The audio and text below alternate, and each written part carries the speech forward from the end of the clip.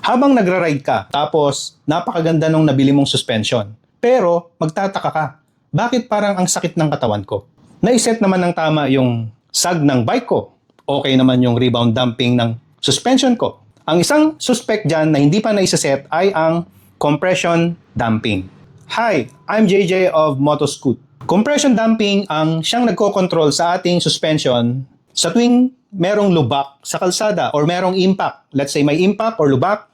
Pag nag-compress ang suspension, yung compression damping ang nananagot doon.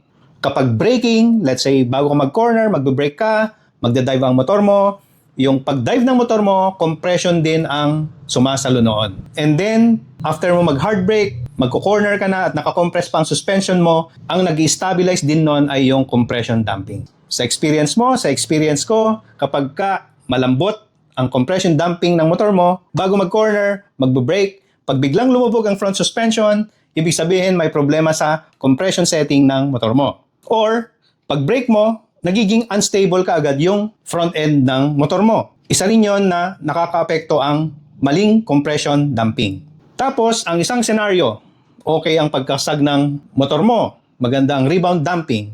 At kung matigas naman ang compression damping ng motor mo ay pakiramdam mo talaga matagtag yung front end, matagtag yung likod. Ibig sabihin, harsh ang ride ng motor. Pag nag-gas ka na, less grip, or pag nag-hard brake ka sa harap, less grip. Ibig sabihin, palatandaan din yon na matigas or sobra ang settings ng compression damping ng motor mo. So, ibig sabihin, kapag katama ang compression settings ng motor mo, mas komportable kang mag-ride sa mga spirited riding or on twisties dahil mas controlled mo yung motor mo at ang pakiramdam mo, mas safe upakan yung motor mo. Ang sarap tumopak, diba? Lalo na kung maganda ang suspension ng motor mo. So balikan natin, tatlo lang ang foundation ng suspension tuning. Ito ay ang sag, rebound, compression. Pag mali ang isa, compromise ang performance. At most likely, hindi ka magiging masaya sa takbo ng motor mo. At again, kung gusto mo yung mga ganitong content, mag-comment ka lang kung anong topic ang gusto mong ma-discuss tungkol sa motorcycle. At pag-uusapan natin yan.